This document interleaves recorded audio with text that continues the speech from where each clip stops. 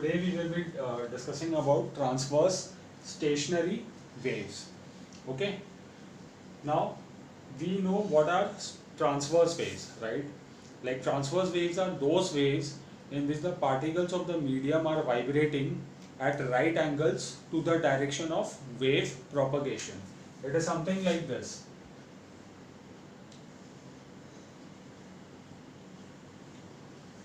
Okay, this is your time and this is displacement. Okay, so what happens in transverse waves is the wave is propagating along the x-axis, along this axis, and the particles of the medium, they are vibrating like this. They are vibrating or they are getting displaced along the y-axis. Okay, so this kind of wave is known as transverse wave, where the particles of the medium are vibrating at right angles to the direction of this wave propagation. Now such kind of waves are produced on solids. Such kind of waves, such kind of transverse waves are produced on solids. Example I can give is string. Transverse waves are produced on string and they are also produced on ropes. Okay, so this is example of solids, and these kind of waves are also produced on the surface of liquids. Okay, these are also produced on the surface of liquids. Now, what is the velocity for such kind of waves? It is given by V is equal to under root T by mu, where V stands for velocity, T is the tension in the string. T is the tension in the string. And what is mu? It is the mass per unit length. Okay, this mu is nothing but mass per unit length. So this was just a recap on what are transverse waves. Now let's come to the actual part, which is transverse stationary waves.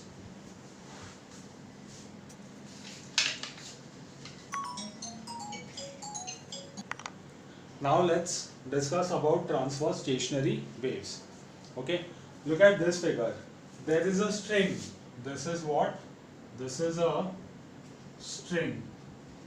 This string is fixed at both the ends. Okay, this is one end and this is the other end. This string is fixed at both the ends. Now, if I pluck this string, what will happen? If I pluck this string, I will get wave of this kind. I will get waves of this kind. Okay, that is, these are nothing but your transverse waves. Okay, this wave that you are seeing, it is a transverse wave. Now what is happening is this wave is getting reflected at both the ends. Okay, this wave is getting reflected at both the ends. So this results in the formation of transverse stationary waves. This is nothing but your transverse stationary waves. In fact, even this is a transverse stationary waves. Now,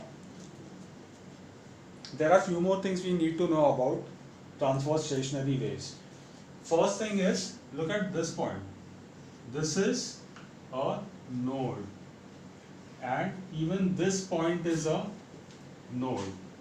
What do you understand by node? Node is nothing but a point of zero displacement. If you look at this point, the displacement is 0. If you look at this point, again the displacement is 0. So node corresponds to 0 displacement. Okay. Now, what is the distance between two nodes? What will be the distance between two consecutive nodes? It is nothing but lambda by 2.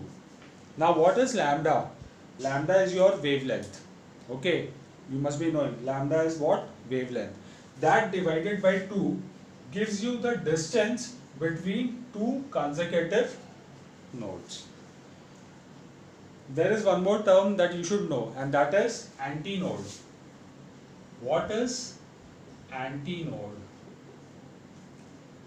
Antinode is a point of maximum displacement.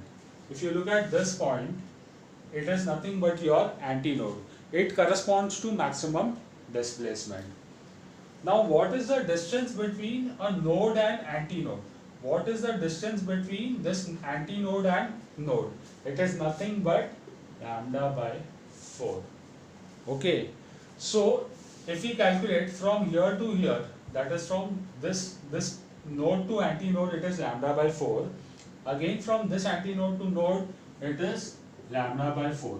So if we simplify this, we get lambda by 2, which is nothing but the distance between two consecutive nodes. Okay. So once again I am repeating, the distance between two consecutive nodes is lambda by 2, whereas the distance between a node and an antinode is lambda by 4. Now we will find an expression for frequency which will connect with wavelength and what? Wavelength and velocity. Okay. So let's find the expression for frequency. Now look at both the figures. What do you understand from these figures? If I look at the second figure, that is this figure, how many loops are there? There is one loop. Okay, there is one loop. If I look at this figure, there are two loops. One is this loop and this is the second loop. Alright. So, okay, let's get back to how to find frequency. Okay. Now, velocity of a transverse wave is what?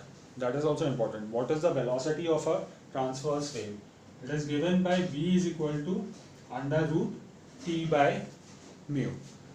And this length L of the string, that is related to wavelength by this formula.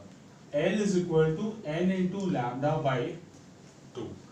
This length L of the string, that is related to wavelength by this formula. L is equal to n lambda by 2, where n stands for number of loops. N is what? Your n is number of loops. N is your number of loops. So here what will be n? Here n will be 1 because there is one loop. Here there are two loops, so n will be 2 and so on. Okay. So if I rearrange this, what do I get? I get lambda is equal to 2L divided by n, right? Lambda is what? 2L divided by n. Now we know what is the formula for velocity of a wave. It is nothing but frequency into wavelength. So V is F into your wavelength. V for velocity, F for frequency and lambda for wavelength. Now I will put all this in this formula. What is V? This. So this becomes under root T by mu. F like that only. Lambda what we got? 2L by n. So this is 2L by n. Now if I rearrange this, what do I get? I get F is equal to, this will go in the denominator over here. So what do we get? We get n by 2L into under root T by mu.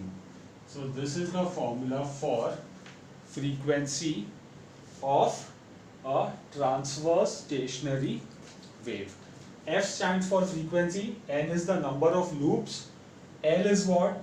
The length of the string, and what is this? This part that you are seeing is nothing but the velocity, okay, which is nothing but under root T by mu, where T is the tension in the string and mu is the mass per unit length. We can also write this like F is equal to n by 2L into V.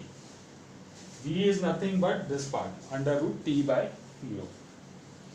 Now there are a few more things we should know. Okay.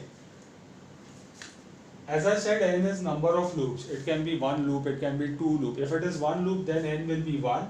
If there are two loops, n will be 2. If there are three loops, n will be 3. Now there is a term called harmonic which you should know. Okay, what are harmonics? Okay, so this is the expression for frequency of a transverse stationary wave. Okay, n, as I said, is the number of loops, L is the length of the string, T is the tension in the string, and U is the mass per unit length of the string. Now,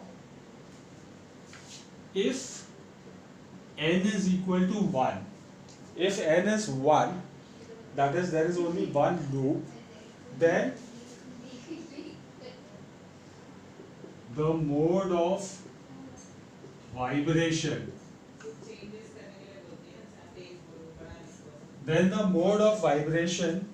is known as the first harmonic.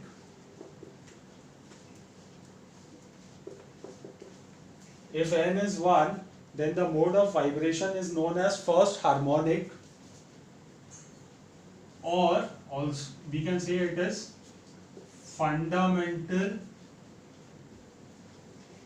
It is the fundamental mode of vibration. Okay, so if you have only one loop, that is your n is 1, then the mode of vibration is known as first harmonic. This is your first harmonic, or it is called fundamental mode of vibration. Okay, so in the numericals based on this, they might ask you to find the fundamental mode of vibration, that is the fundamental frequency. Then in this formula you will have to take n as 1.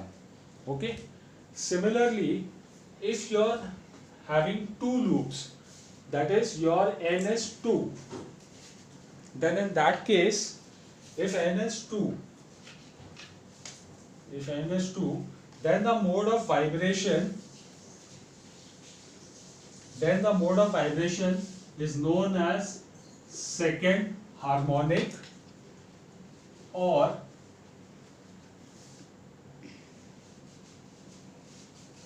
if n is 2, then the mode of vibration is known as second harmonic or first overtone. It is known as the second harmonic, or you can say it is the first overtone. Similarly, if n would have been 3, then it would have been third harmonic or second overtone. So in general, what we conclude,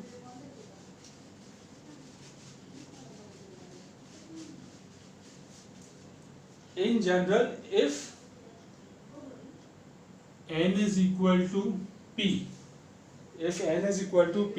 that is there are p loops formed, then it is the pth harmonic, or you can call p minus 1th overtone. Okay, if there are p loops formed, then it is the pth harmonic, or you can call it as the p minus 1th overtone. So if your n is equal to p, then it is basically called pth harmonic or p minus 1th overtone. So this is all about transverse stationary waves.